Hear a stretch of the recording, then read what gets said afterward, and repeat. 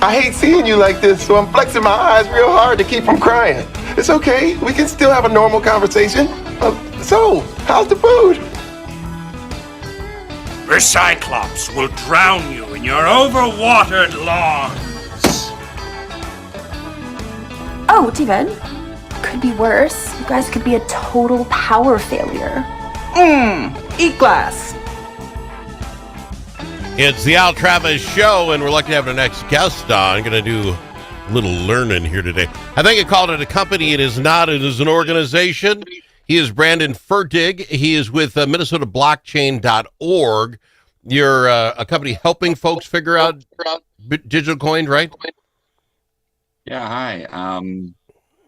So we're like the state's, you know how like I think Minnesota has a Minnesota Dairy Council. Yeah. You know, like different industries will have their nonprofit that kind of encourages or supports the development of said industry. And most states actually have one in our industry, some bigger than others. Texas is huge. They're doing a lot down there. But there's others, and we're a pretty good one as well. We're the Minnesota Blockchain Initiative is the full official title, and we're here to help those who are interested in learning about this, like you and your listeners today. We host a lot of meetups and feature a lot of startups in this industry. People come and share what they're working on. We've had some law conferences with the St. Thomas School of Law in Minneapolis because there's a lot of legal questions around all this technology, and law firms are interested in figuring it all out, as are their clients, so they can jump in. There's a lot of directions it goes, and I'm happy to just kind of overview it for you. If we can start at ground zero, because again, that's about where I'm at. And I don't know if that, are you getting that feedback from your end, sir? We don't generally get that. Are you getting that? Are you okay? Are you hearing it okay? Okay. I'll play with my end because I'm getting some feedback here. Let me do this. To start with, here's how I look at it. As I understand Bitcoins, and I know that's actually a company name now, but this digital coin thing that we're learning about. Some guy creates an algorithm, a thing, and then another guy gets on his computer and he tries to figure that algorithm out, and he goes, I got it. And his computer chugs and chugs and chugs till he finds that number. Then he owns a Bitcoin or a coin. He owns some of this. Then the next guy computer goes on, and they just keep digging with computers, as I understand it, to find this arbitrary number that this guy came up with a formula for. And that makes that number somehow valuable. Am I wrong, just in that's how you get a coin, even if it's Bitcoin or Dogecoin or whatever? Yeah, you've probably heard of Bitcoin mining. Yeah.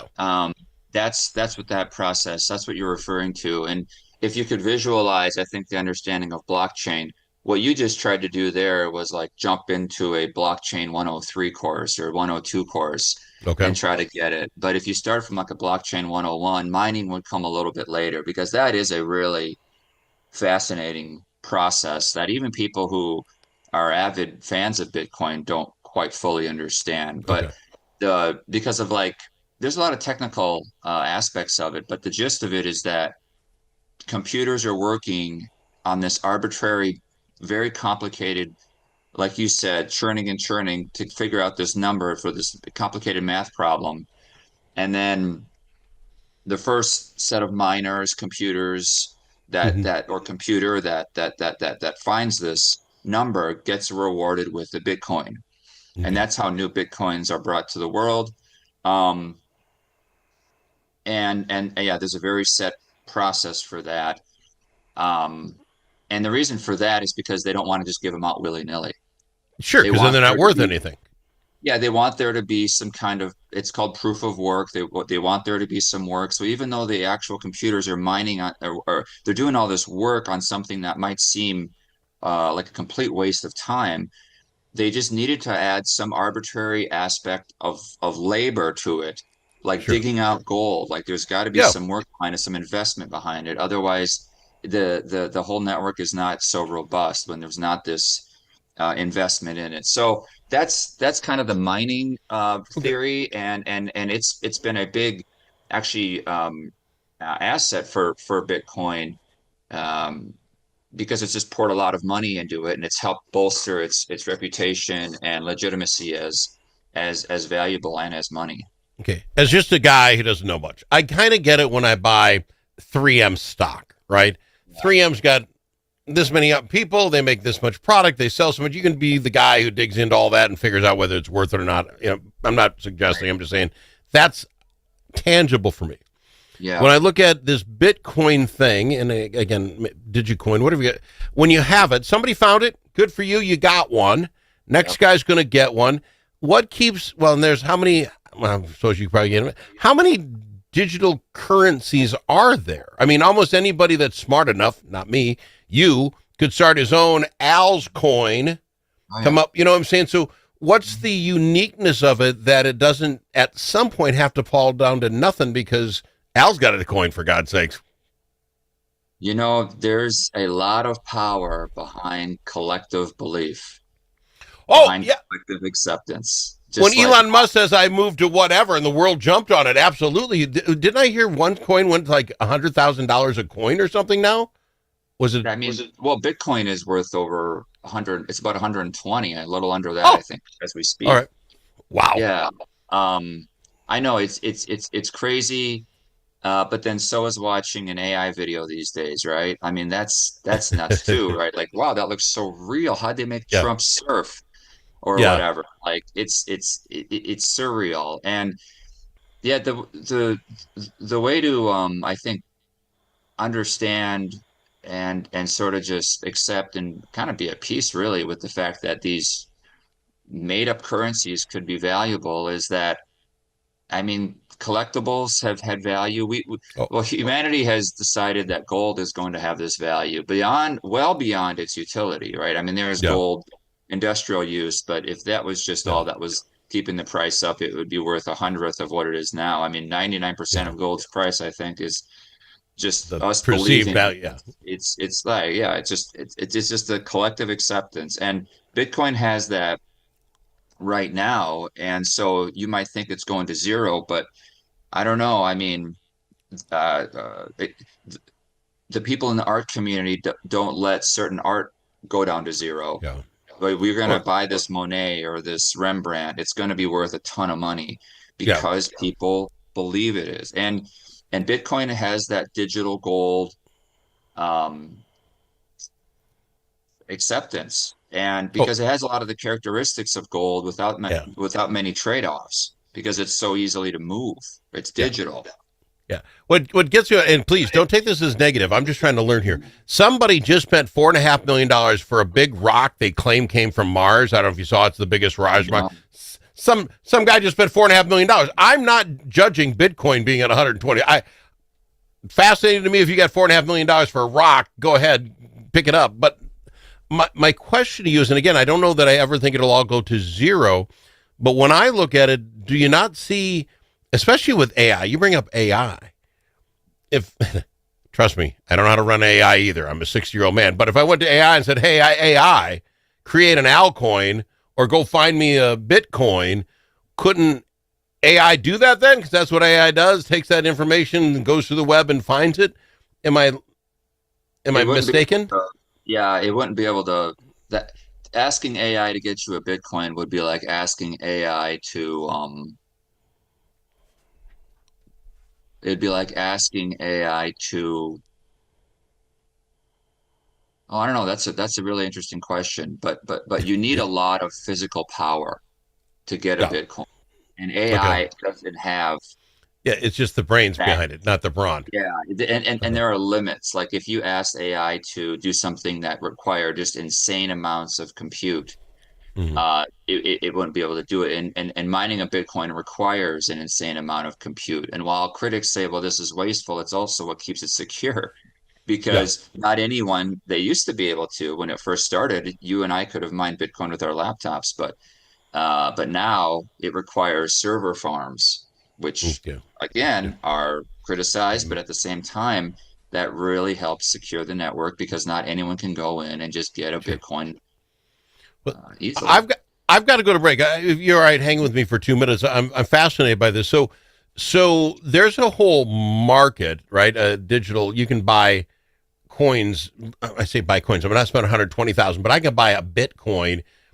I'm going to throw with $1,000, and somebody's just selling me their share of a Bitcoin, right? I mean, there's a whole stock market for this. Am I mistaken? Oh, yeah, you can get them. Okay. Anyone who uses these investment apps too, whether it's Cash or Robinhood, can access crypto as well, even on PayPal. All right. Well, we're going to talk about that on the other side. Can you hang with me? Good. I've got him, Brandon Ferdig. He's with Minnesota Blockchain. With it, he's the founder. He's the guy running the place. MinnesotaBlockchain.org. Take a look at it.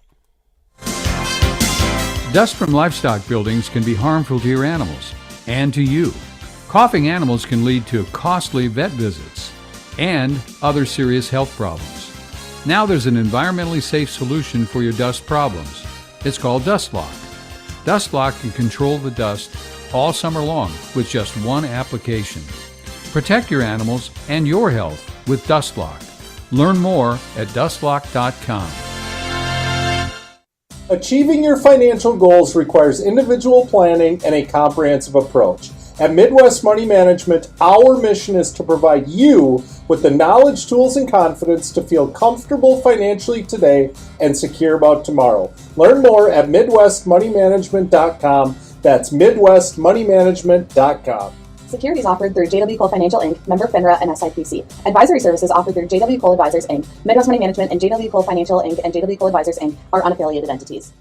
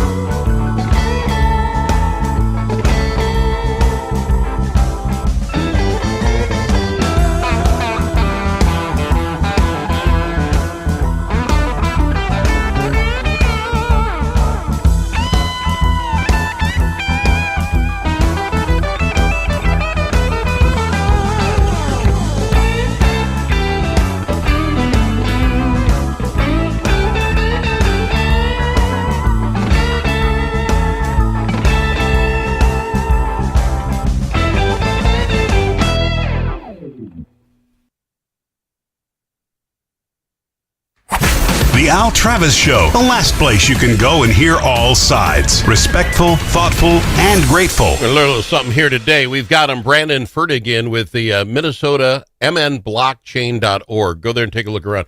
You're falling into my trap, sir, but that's okay. I don't mind setting them. So we went to break. So there are exchanges, if you will. I'm looking stock exchange kind of idea for these Bitcoins. So if I have $1,000, I can get a little bit of a Bitcoin if I care to.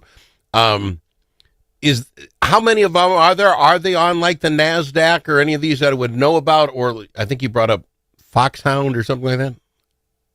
Robinhood. Yeah. So you can purchase cryptocurrencies, Bitcoin, Ethereum, and many others on. They're fairly new. These apps, but but they're very popular. They've rocketed in popularity, and their stocks have gone way up too, like Robinhood, Coinbase, Cash App.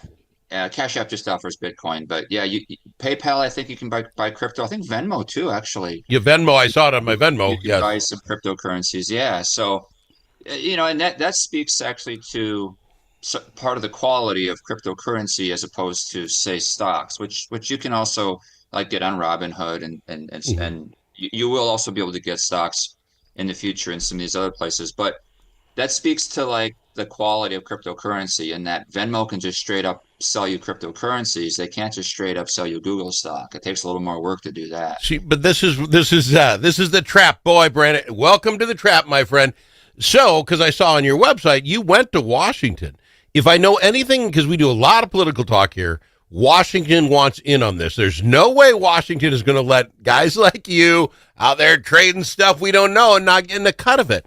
Where is Washington, and how much clarity do they have on what's going on? Yeah, I was asked to go into Washington to speak to Minnesota lawmakers, so our Congress people and our two senators. And I was just there. I just got back yesterday, as a matter of fact. Oh wow.